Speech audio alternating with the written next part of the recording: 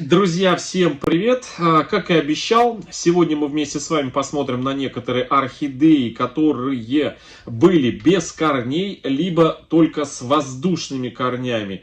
И мы их сажали в закрытую систему, в крупные, вот такие вот, как несколько дней назад сажали неизвестную уценочку, биглипчик, вот такой вот неизвестный. Мы его с воздушными корнями сажали вот в такие вот куски коры, крупные куски коры. Кстати, орхидее понравилось это дело, и она продолжает, смотрите, растить вот такие вот корешочки. Я прям специально посмотрел, как чувствует себя орхидея. Она ничего нигде не закуклила, а вот они, воздушные корни, начинают расти. И вот было несколько вопросов, связанных вот с такими вот посадками. Ну, когда пересаживаю, не всегда могу ответить на все вопросы. И вот сегодня я подсобрал, на мой взгляд, важные вопросики, на которые я, кажется, не отвечал в видео. Ну, может быть, какие-то я еще повторюсь. И вот, когда мы пересаживали вот этот биглипчик, я пообещал, что через несколько дней я покажу орхидеи, которые мы сажали 2 года назад, год назад, 1,5 года назад. Но первая посадка орхидеи вот в такой вот грунт была 2,5 года назад.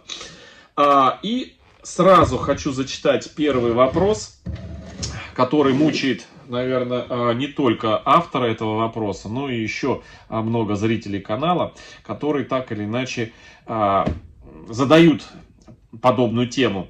Итак, посмотрите на автора этого вопроса. Анна Федорова задала вот такой вопрос. Значит, подскажите, пожалуйста, а как долго служит такой фитиль? Как часто пересаживать придется? Ну, имеется в виду орхидею. И вот сегодня, друзья, я хочу показать, значит, орхидею, которую мы 2,5 года назад пересадили вот в такие крупные, прям крупные куски коры. Вот сейчас она хочет пить. Прям вот сегодня ее надо будет, ну, край, завтра ее нужно будет сажать. Это, друзья, орхидея, которую мы с вами назвали орхидея папа, да, которая у нас до пересадки вот сюда росла 2 года с открытой корневой системой. И нам нужно было придумать какую-то посадку, чтобы корни орхидеи, помещенные, которые всю жизнь выросли в открытой среде, и поместив их в грунт, в закрытое пространство, чтобы корни у нас не погибли, и орхидея при этом себя прекрасно чувствовала. И вот, собственно, так и родилась идея у нас орхидеям самим предоставлять возможность выбора, что и орхидеям больше нравится: более воздушная среда, либо более влажная среда, и под которой у нас подразумевался такой пучок мха. И вот здесь вот у нас такая робкая была попытка 2,5 года назад вот этот вот фитиль заделать, значит, вот такой фитиль. И орхидее это очень-очень понравилось. Ну, сейчас корни, видите, серебристые. Вот как раз, когда состояние корней вот такое, вот я пользуюсь случаем, сейчас об этом говорю, нужно поливать. Сейчас посмотрел, воды у меня нету здесь. Вот прям можно было бы налить воду сейчас и показать. Вот. В общем, вот такие вот крупные куски, смотрите, которые орхидея просто полюбила и полностью зарастила все здесь своей корневой системой. То есть вот такая вот обалденная получилась посадочка. Это уже потом мы усовершенствовали. Через пару месяцев была посадка у нас орхидеи. Я уж не помню какой, но в общем мы уже делали прям целенаправленно вот этот мох, такой фитиль из него делали, и для того, чтобы этот фитиль у нас подымал воду со дна. И вот, соответственно, возникает такой вопрос: а сколько служит такой фитиль и как часто пересаживать придется? Вообще, друзья, значит, вот этой посадке 2,5 года. Я вам сейчас покажу двухлетнюю посадку, наверное. Ну нет, не 2 года, а 1,5. Вот 1,5-летняя посадка. Это, друзья, наш старшининг позапрошлым. Позапрошлой осенью эту орхидею мы пересаживали вот в эту вот посадочку. Эта орхидея у нас была без корней. Ее нам в нагрузочку подогнали, эту орхидею, потому что у нее не было корневой системы. И у нее был всего там парочку воздушных корней. И, собственно говоря, мы эту орхидею поместили вот на вот этот вот фитиль. То есть, ну вот здесь видно, издалека не видать, а поближе, если рассмотреть, то орхидея прекрасно нарастила. Вот они все корни, корневую систему, вот здесь корни. То есть, даже вот до дна тут у нас доросло все, посмотрите. Здесь у нас все прекрасно. Орхидея, в общем, по всем фронтам нарастила корневую систему. И фитиль в данном случае выполнял не только функцию увлажнения горшка внутри, да, но и еще фитиль питал тот единственный корешок, который был. Мы этим корешком прям прижали вот к этому фитилю и наливали на дно воду, чтобы вода смачивала и низ горшка, и подымалась по фитилю, и снабжала водой этот единственный корешок. Периодически, не забывая эту орхидею раз, ну, наверное, в месяц, полностью вот так вот заливать водой и где-то минут 20-30 держать в воде. Это чтобы кора разрабатывалась, чтобы в процессе дальнейшего полива реже приходилось нам заливать, а просто налил водички, вода по капиллярной системе поднялась по мху, через мох передалась через кусочки коры, и кора тоже уже разработанная, тоже через себя начала проводить воду. То есть обалденно такой, знаете, ленивый способ. И к чему я это все рассказываю? К тому, что периодическое использование вот этого вот, постоянное намачивание вот этого вот фитиля мохового, естественно, приводит к неизбежному его выходу из строя. То есть он начинает темнеть, вот покрываться где-то там, хотел сказать, тиной, ну, водорослями, которые осаживаются и растут на стенках в аквариумах, зеленые вот эти вот, и периодически приходится чистить. И, соответственно, вот эти водоросли, попадая на органику, на мох, они начинают наслаиваться. Когда просыхает мох, они чернеют, опять заливают, и вот они начинают заново наращиваться, и вот так вот слоями на этот мох они нарастают. И в дальнейшем приводит к тому, что начинает подгнивать вот этот вот именно водоросли, не мох, а именно водоросли. Я вот вам буквально пару видео назад показывал мох сфагнум, который у меня, ну, вот этот брикет, он у меня, я его сейчас расходую, он у меня один из первых, ну как, не первых, а как сказать, у меня несколько брикетов, но этот брикет самый старый, ему тоже больше 2 лет, и мох здесь лежит влажный, постоянно влажный. То есть у меня есть для более такого, для более долгого хранения есть сухой мох, я его высушил, ложу, и срок хранения его безграничный. А есть влажный, который такой оперативный, постоянно я его, как бы он у меня, держу его влажным, потому что, ну, неизвестно, сколько его понадобится, когда он понадобится, вот, и поэтому вот он такой вот. 2 года назад он был живой, он прям был живой, зеленый, прям свежий, и я его вот в такую емкость поставил, и вот с ним ничего не происходит. Мы его отсюда берем потихонечку, используем во все посадки, там, где необходим нам, там, где нам необходим именно вот мох в качестве добавки к грунту, либо в качестве вот такого вот фитиля. К чему я это рассказываю? К тому, что 2 года мху и полет нормальный. Но не всегда так бывает, да, не везде продается так хороший качественный мох. Даже вот мы недавно с вами тестировали ханты-мансийский мох, дорогой мох, и он у нас буквально через пару дней после вот так вот намачивания в емкости вот в такой вот, он покрылся у нас белой плесенью. Конечно, были предложения этот мох обработать средствами, там, перекисью водорода, а потом триходермой. Да, друзья, вопросов нет. Чтобы продлить жизнь мха, и у нас есть орхидеи, которые по 3 года в мхе в чистом растут. Это вот орхидея мини, Red Lip Mini, вот она, цветочек один, но там бутонов уже куча. Она, я не знаю, уже больше полугода цветет, не знаю, месяцев 7, наверное, точно. Еще в прошлом году она начала цвести. Вот, и всегда она так цветет. И вот она 3 года, уже 4-й год пошел. Она у нас растет вот именно в мхе, в чистом. Периодически я действительно проливаю, я уже рассказывал, триходермой. Но перед триходермой, если, допустим, появляются вот такие вот вещи, сейчас я покажу. Сейчас я покажу, друзья.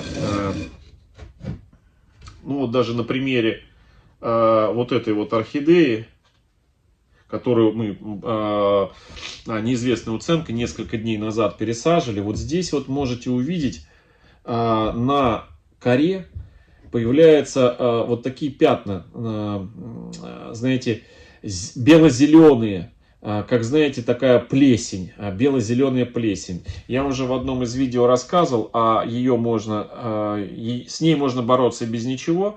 То есть пару просушек до сухого, вот прям до сухого. У нас, кстати, такая плесень была на вот этой вот орхидее. Вот она. Это орхидея, которую мы с пенька срезали, омолаживали, да, макушку пересадили, вот она, и пенек оставили, с пенька у нас появилась, на пеньке у нас появилась детка. Вот. И вот у этой, ну сейчас не видно уже, вот у этой орхидеи была вот как раз такая проблема, много было всяких вот этих вот бело-зеленой плесени. И я эту орхидею 2 раза просушивал, то есть слегка намачивал мох, чтобы корни питались, а саму орхидею я внутри в горшке ничего не поливал, то есть не замачивал. Орхидея сушила эти, скажите мне, кусочки коры. И вот эта плесень, она, померла, да, то есть, ничего с ней не, она, короче, погибла, все. Вот. И она скукожопилась, такая, знаете, какой-то корочка покрылась, и все. То есть, на этом свое существование прекратило. Такое тоже бывает. Но с такой плесенью хорошо можно справляться перекисью водорода. Это я сейчас рассказываю на предмет, как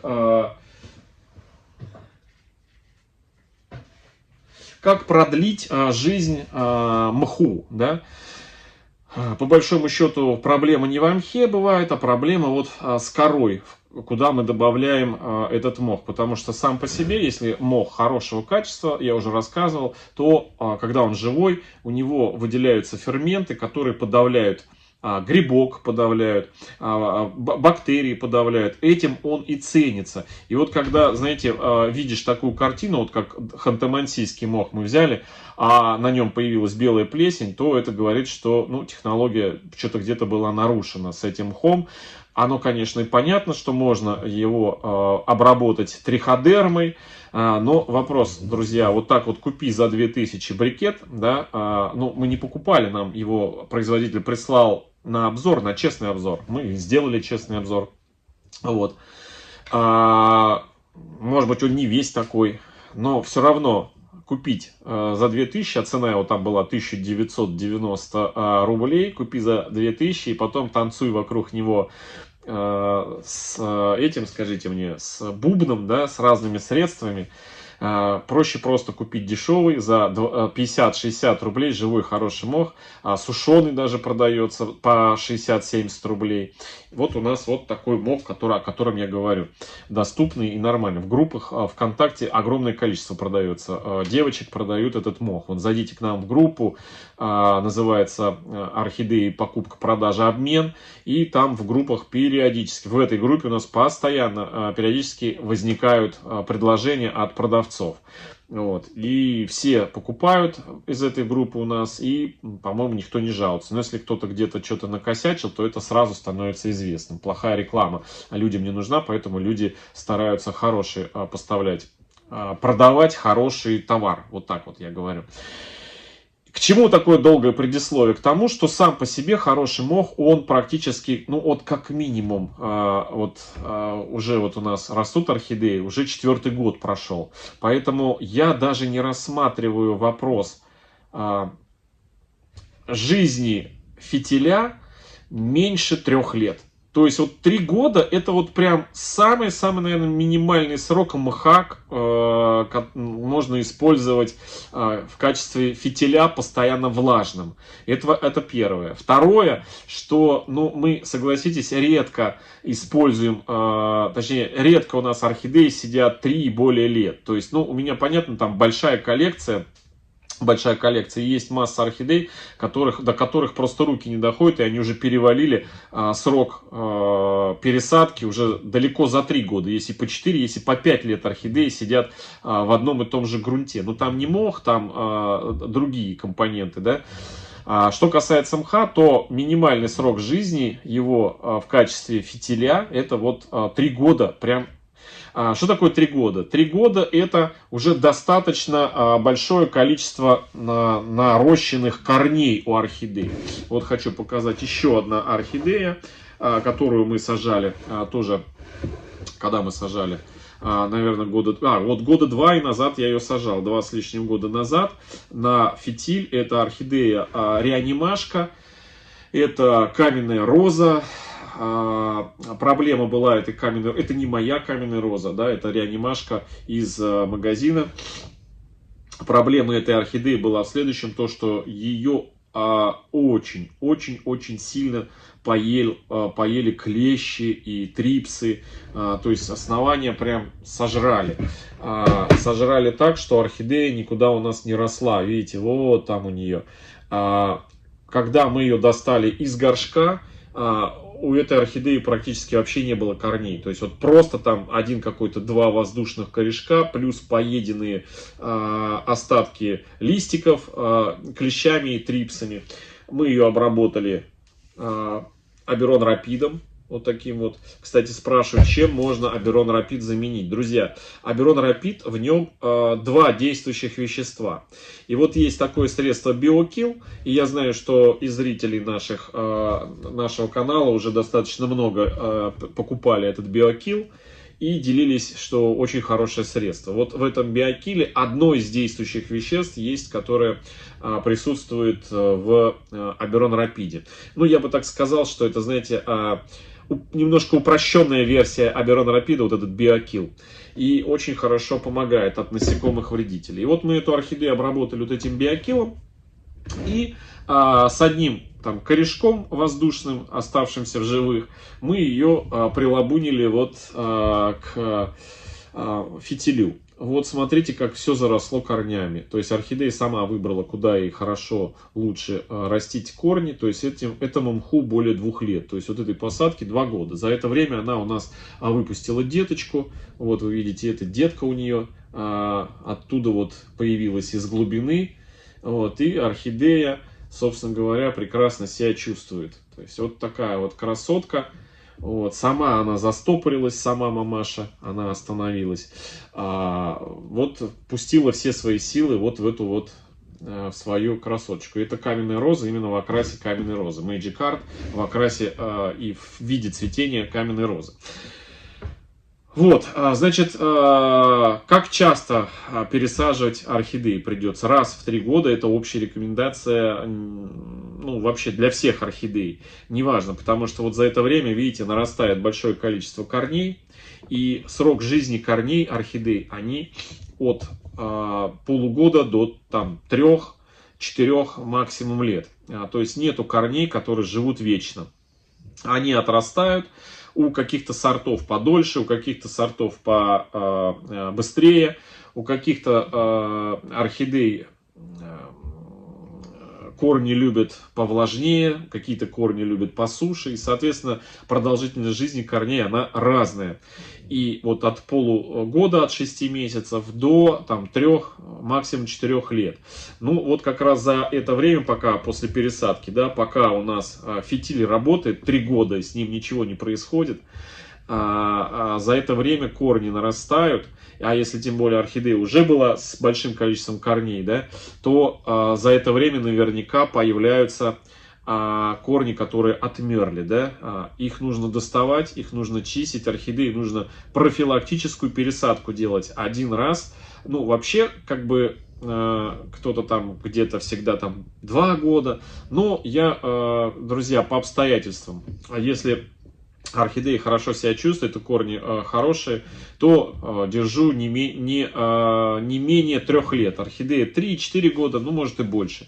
По необходимости просто. Ну бывает, что орхидее что-то там не понравилось, и через 2 года она начала себя плохо чувствовать. Вот можно достать, посмотреть. Ну, в общем, подводя вот это итог многословию моему, да, и отвечая на вопрос Анны по поводу, как долго служит такой фитиль маховой и как часто пересаживать придется. Фитиль служит, такой нормальный мох, он не менее 3 лет. И пересаживать придется не чаще 1 раза в 3 года. Поэтому это нормальный, значит, срок. И вот еще раз по поводу того, что продлить долгожительство этого мха помогает триходерма. Да, то есть раз там, в 1,5-2 месяца триходермы, вот, ну, кто не понимает, что это такое триходерма, вот такое вот средство. Но перед триходермой, когда появляется, например, вот то, что я сейчас показал, на орхидеечке вот такие вот пятнышки,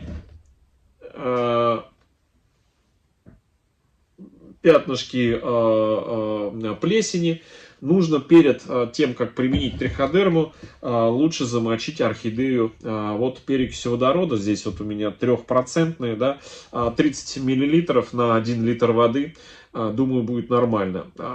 Залить это, кстати, к вопросу о том, как избавляться еще от налета зеленого на поверхности горшков. Ну, часто бывает. Ну вот как здесь, например, да, когда орхидея к свету стоит, влажной, вот этой влажной частью, а мох влажный, к источнику света, то вот здесь вот активно начинают нарастать вот эти водоросли. Поэтому здесь 2 момента. Первый, либо на полках прям вплотную ставлю горшки, ну вы видите, они как селедка. Но сейчас я, если заметили, жиже стало там. Но это жиже потому, что орхидеи зацвели, и им нужен свет. А когда много-много все цветов, то они друг друга начинают перекрывать свет, освещение. И это может быть причиной сбрасывания цветов, отсушки бутонов новых, да, от нехватки света. От нехватки света от пышно там цветущих цветочков, которые перегораживают этот свет. Поэтому я немножко их растусовал. Вот. И света стало больше попадать вниз. И, естественно, на некоторых горшках начала появляться зелень. И вот прежде чем, например, триходерму туда закинуть, нужно патогенную среду всю вот эту вот уничтожить. Вот в этом плане перекись водорода очень хорошо помогает. И после этого, после перекиси водорода, через там, день, на следующий день, можно уже замочить триходермой. Все. Вот такой вот, не знаю, на все вопросы ответил. Ну, вроде на все. Вот. Что касается полива, я уже неоднократно на эту тему рассказывал. Но вот сегодня вот тема видео вот такая вот. По поводу, как долго служит такой фитиль и как часто пересаживать. Ну и заодно орхидеи, как себя чувствуют. Вот каменная роза, я уже показал, я тут все зарастил, вот эту бирочку даже не вытаскиваю. Вот. И биглипчик наш, старшининг, который сажали, неоднократно спрашивали, как там старшининг, как вот прекрасно себя чувствует. Вот, старшининг, это как раз у него там был красный лист один, он отсушивал красный лист, и вот действительно у орхидеи этой не было корней. Кстати, и видео называется «Орхидея была без корней», вот так вот. Вот, серия видео про эту орхидею, про пересадку.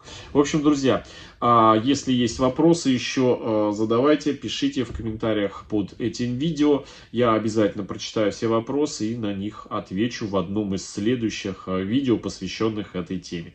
Всем пока-пока, до встречи в следующих видео, всем пока.